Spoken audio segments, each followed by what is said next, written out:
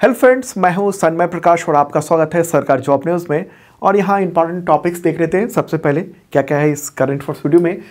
तो हिंद महासागर में भारत ने मॉरिशस में एक हवाई पट्टी बनाई है और ऑपरेशनल कर दिया है और इंडियन नेवी भी उसका इस्तेमाल करेगी, एयरफोर्स भी इस्तेमाल करेगा। और ये महत्वपूर्ण है क्योंकि मालदीव जब से चीन के पक्ष में गया है तब से वहाँ पर उस क्षेत्र में बहुत ज़रूरी था हिंद महासागर क्षेत्र को पर नज़र रखने के लिए इस तरह की हवाई पट्टी होना। तो क्या चल रहा है चीन को मात देने के लिए वो देखेंगे, बात करेंगे हम। जीआई टैग मिला है इम्पॉर्टेंट, और उस पर चर्चा होगी। भारत के बाहर जन औषधि केंद्र खोले जा रहे हैं, कहाँ पर पहली बार। एक और इम्पॉर्टेंट बात है कि यूक्रेन पर मिसाइल हमले के लिए पूरी प्लानिंग चल रही थी और ये पूरी बात हैक कर ली रूस ने और उसको खुलासा कर दिया।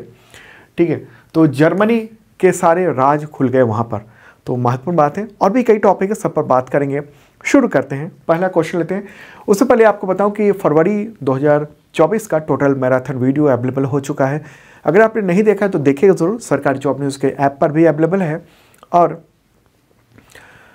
यूट्यूब चैनल पर भी अवेलेबल है। ओके, चलिए शुरू करते हैं। और पहला question, prime minister Narendra Modi ने भारत के बाहर किस पहले देश में जन औषधि केंद्र खोलने का ऐलान किया है? आंसर होगा मॉरिशस। ठीक है, भारत के बाहर ये पहली बार है जब जन औषधि जो पहल है वो शुरू होगी और इससे फ़ायदा ये होगा कि मॉरिशस के लोगों को भारत में बनी हुई जो क्वालिटी वाली जेनरिक दवाएं हैं उसका लाभ मिल सकेगा। ठीक है, देखिए जन औषधि केंद्र जो है ना उसके तहत आर्थिक रूप से कमज़ोर वर्ग को सस्ती दवाएं पहुंचाई जाती हैं। छोटे छोटे मेडिकल स्टोर होते हैं जिनमें ये जेनरिक दवाएं होती है सस्ते मूल्य पर, और इसके ज़रिए सरकार आर्थिक रूप से कमज़ोर परिवारों को एक तरह से स्वास्थ्य जो ज़रूरत है वो मुहैया कराने की कोशिश करती है।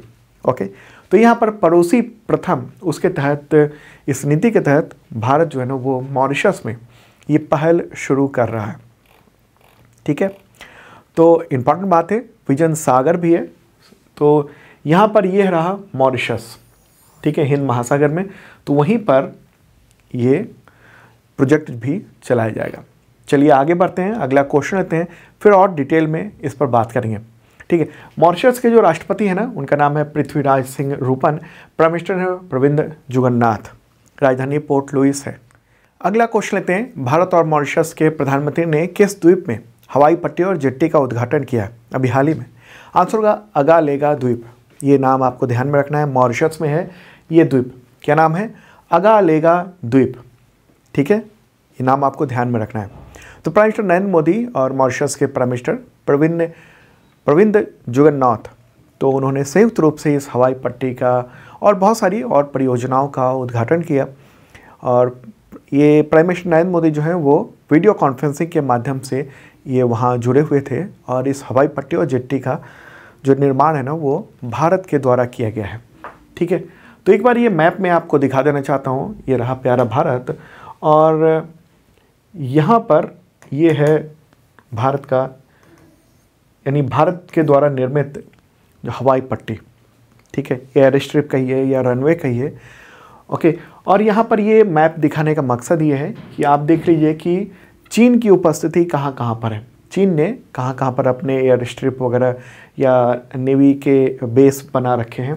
तो एक तो हम्बनटोटा, उसने हम्बनटोटा जो बंदरगाह है पड़ोसी श्रीलंका, तो वहाँ पर उसने ख़रीदा हुआ है। ठीक है, दूसरा है कब्जा ही कर लिया लोन देकर, दूसरा ग्वादर है जो कि पाकिस्तान में है, तीसरा जिबूती है, वहाँ पर चीन का सैन्य बेस है, केन्या में लामू है, तंजानिया में इधर है। ठीक है, मोजाम्बिक में है, दक्षिण अफ्रीका में भी है।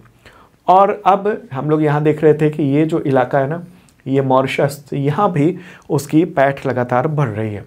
तो ऐसे में भारत के लिए बहुत ज़रूरी था कि इस क्षेत्र में भारत अपनी उपस्थिति दर्ज कराए।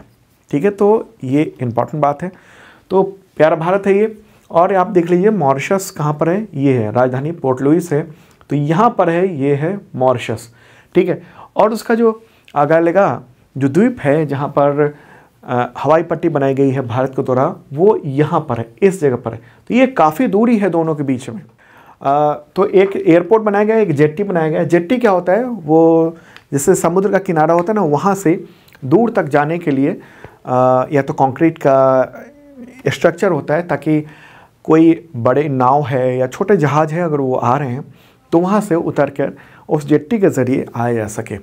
ठीक है, तो ये अपग्रेडेड हवाई पट्टी है और ये इम्पॉर्टेंट है चीन से मुकाबला करने के लिए।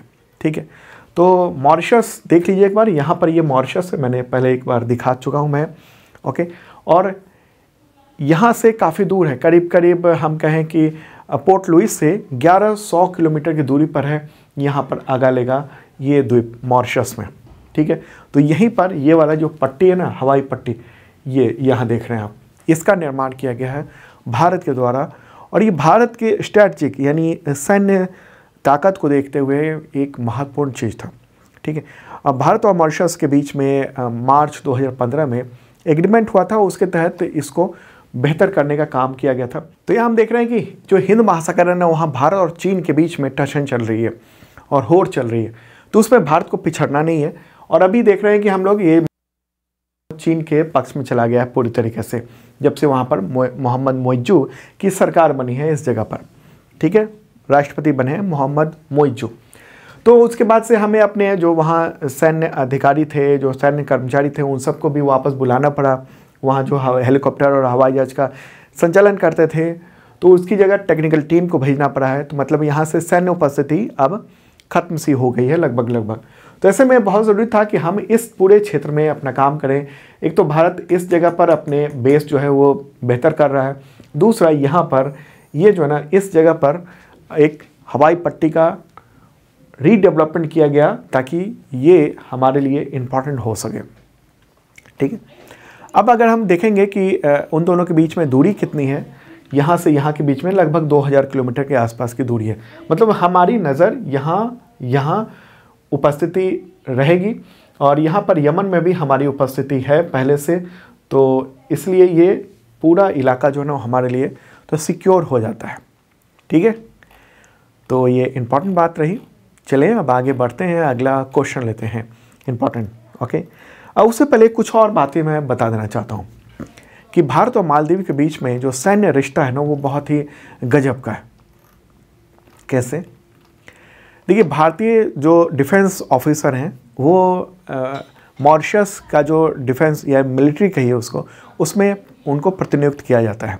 इंडियन एक्सप्रेस के अनुसार विदेश मंत्रालय के एक दस्तावेज से ये पता चला है कि भारतीय नौसेना के अधिकारी वो मॉरिशस नेशनल कोस्ट गार्ड के चीफ होते हैं, भारतीय नौसेना अधिकारी।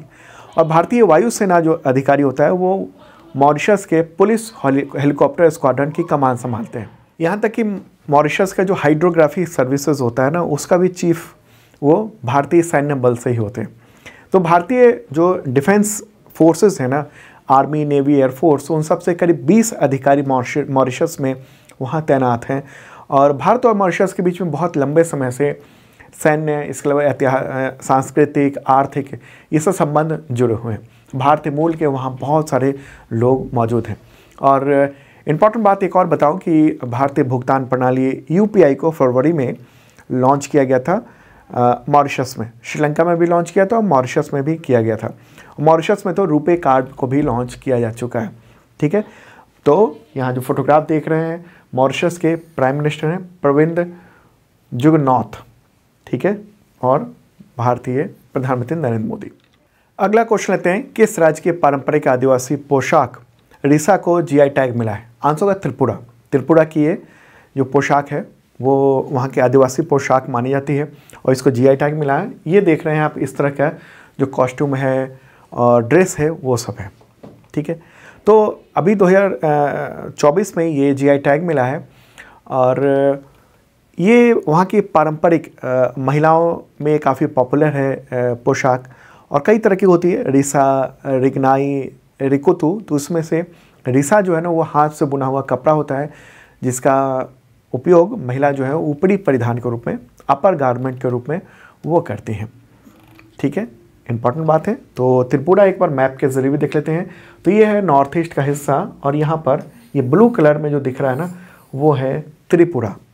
ठीक है, त्रिपुरा। त्रिपुरा की राजधानी क्या है? अगरतला है। मुख्यमंत्री हैं यहाँ के मानिक साहा।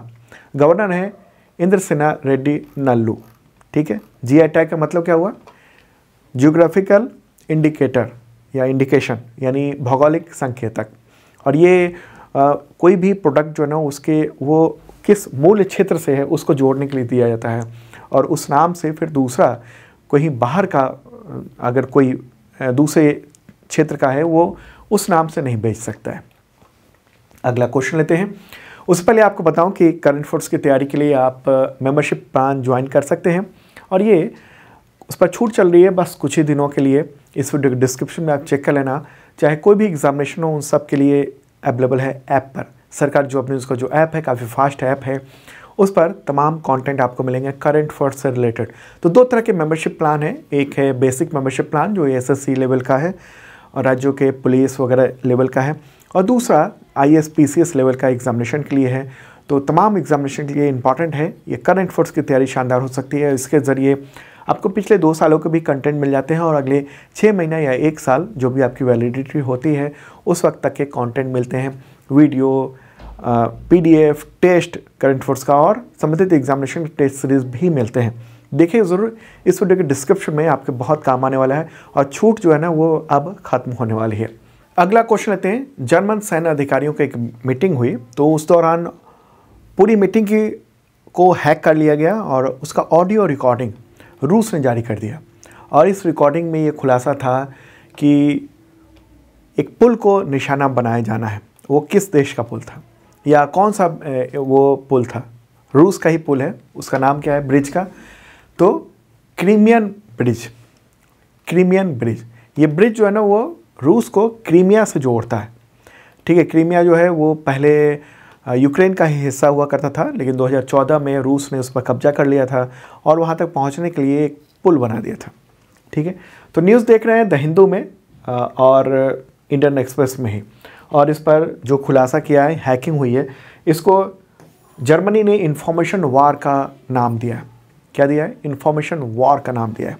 ठीक है, तो तमाम अखबारों के न्यूज़ के अनुसार वीडियो कॉन्फ्रेंसिंग की मीटिंग थी, वीडियो कॉन्फ्रेंसिंग चल रही थी सैन्य अधिकारियों की, उसमें इंपॉर्टेंट लोग मौजूद थे और उसको पूरा हैक कर लिया गया, उसकी बातें पूरी सुन ली गई। ठीक है, और इस घटना की जो जानकारी है वो मार्च में सबके सामने आई है। ठीक है, तो एक बार मैप के ज़रिए भी समझ लेते हैं पूरी चीज़ों को ताकि बेहतरीन ढंग से समझ में आए। तो ये रहा अपना प्यारा भारत, और अब चलते हैं रशिया की ओर। रूस, भारत के उत्तरी हिस्से में रूस है। ठीक है, तो ये रहा विशालकाय रशिया यानी रूस, और ये है यूक्रेन जो कि युद्ध चल रहा है। अब काफ़ी वक्त हो गया युद्ध चलते हुए, और इसमें हम लोग ये देख रहे हैं कि यहाँ पर ये वाला जो हिस्सा है ना वो है क्रीमिया। ठीक है, ये क्रीमिया है, और ये यहाँ समुद्र है, ये ब्लैक सी है उस, और तो यही कनेक्ट करने के लिए ये पुल बना हुआ है। इसी को उड़ाने के लिए बातचीत चल रही थी जर्मनी में, जर्मनी के सैन्य अधिकारियों के बीच में। जर्मनी कहाँ है? जर्मनी यहाँ पर है, ये देखिए आप। ठीक है, ये वाला जो हिस्सा आप देख रहे हैं ये है जर्मनी। ठीक है, ये वाला हिस्सा, तो यहीं पर ये चर्चा चल रही थी कि हम यूक्रेन को मिसाइल देते हैं, ख़ास तरह की मिसाइल देते हैं, और उस मिसाइल से यहाँ का जो ब्रिज है वो तोड़ दिया जाए ताकि यहाँ से जो डोनबास इलाके में, यानी जो रूस ने इतने इलाके में कब्जा कर लिया है, अब रूस का हिस्सा हो गया है, मतलब कब्जा है तो हिस्सा हो गया है, तो उस इलाके में जो रसद वगैरह पहुँच रही है, यहाँ पर पहुँच रही है, और यहाँ जो लड़ने की हो रही है, तो इसको काट दिया जाए, यहाँ पुल को ख़त्म कर दिया जाए। तो इसमें जर्मनी के एयरफोर्स के चीफ भी उस मीटिंग में थे और मौजूद थे, और ये बताया जाता है कि मीटिंग जो है ना वो 19 फरवरी को हुई थी, और ये निशाना बनाया जाना था। और टॉरस क्रूज मिसाइल है जो जर्मनी की मिसाइल है, और उसी से निशाना बनाया जाना था, और इसका खुलासा कर दिया पहले ही।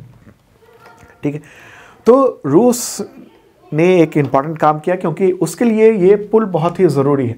अब खुलासा करने से क्या हुआ कि यूक्रेन जो है ना वो सबके सामने आ गया कि हाँ सीधे तौर पर मतलब मिसाइल दे रहा है, और इस खास उद्देश्य के लिए दिया जा रहा है कि पुल उड़ा दिया जाए, इसके लिए दिया जा रहा है। तो इसमें रूस ने एक तरह से बेनकाब करने की कोशिश की है कि देखो ये इस तरह की भी हरकत हो रही है, एक तो सहायता पहुंचाई जा रही है वो अलग बात है, लेकिन पूरी स्ट्रेटजी बनाई जा रही है कि पुल उड़ाने के लिए ही हम एक मिसाइल देते हैं। तो यहाँ से ये पूरा इंफॉर्मेशन वॉर के रूप में हम लोग देख रहे हैं इसको।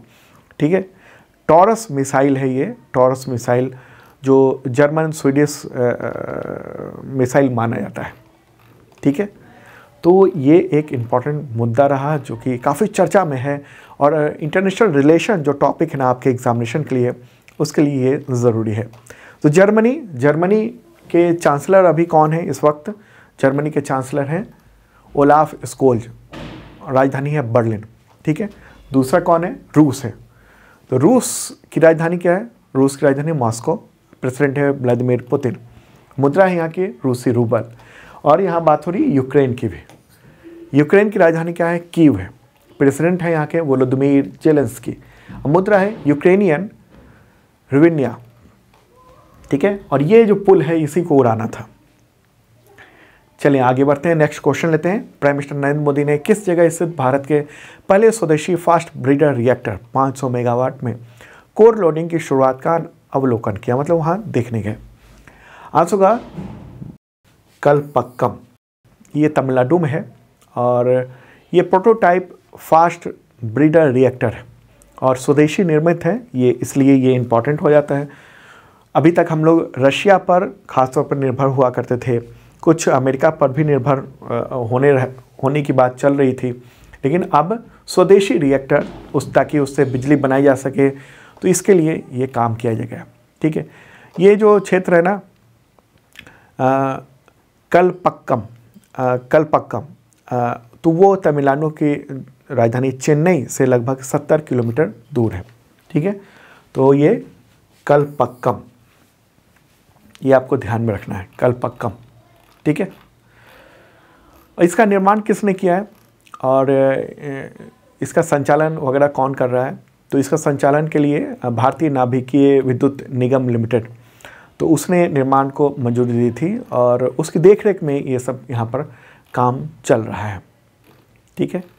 तो परमाणु रिएक्टर है और उससे बिजली बनाई जा रही है स्वदेशी तौर पर। तमिलनाडु में है ये। तमिलनाडु के मुख्यमंत्री कौन है? एम के स्टालिन, राजधानी चेन्नई है। गवर्नर कौन है? आर एन रवि है। अगला क्वेश्चन, किस राज्य के वन विभाग ने ताडोबा महोत्सव के दौरान 65,724 पौधे लगाकर भारत माता शब्द लिखा और ये गिनीज वर्ल्ड रिकॉर्ड बनाया है? आंसर का महाराष्ट्र, ठीक है, महाराष्ट्र। तो राज्य के वन मंत्री हैं सुधीर, तो उन्होंने ये कहा है कि ताडोबा महोत्सव के दौरान, जो कि 1 से 3 मार्च तक आयोजित किया गया, और उसी दौरान भारत माता शब्द का निर्माण किया गया है, वो लिखा गया है। तो एक बार मैं फोटोग्राफ दिखा देना चाहता हूँ।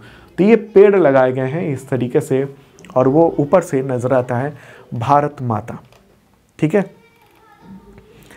तो ये चंद्रपुर महाराष्ट्र में, वहाँ पर ये आयोजन किया गया था। अगला क्वेश्चन लेते हैं, केंद्रीय मंत्री ज्योतिरादित्य सिंधिया ने किस कंपनी में स्थित स्टेनलेस स्टील सेक्टर में देश का पहला हरित हाइड्रोजन प्लांट का उद्घाटन किया मार्च में, अभी हाल ही में?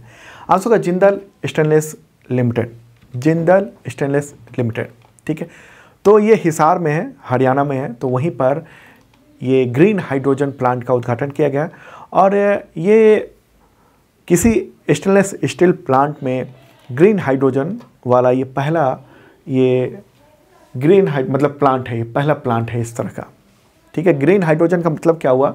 इसका मतलब ये हुआ कि हाइड्रोजन गैस के निर्माण में केवल और केवल रिन्यूएबल एनर्जी का इस्तेमाल किया गया है, जैसे कि जो सोलर एनर्जी है उसका इस्तेमाल किया गया है, या फिर विंड एनर्जी का इस्तेमाल किया गया है, तो वो इस्तेमाल किया गया, ठीक है। तो भारत का लक्ष्य है 2070 तक कि नेट ज़ीरो एमिशन हासिल हो, और उसी के सिलसिले में ये एक इम्पॉर्टेंट कदम उठाया गया है, ठीक है। अगला क्वेश्चन, अंतर्राष्ट्रीय महिला दिवस कब मनाया जाता है? आंसर का 8 मार्च को, और इस बार की थीम क्या है?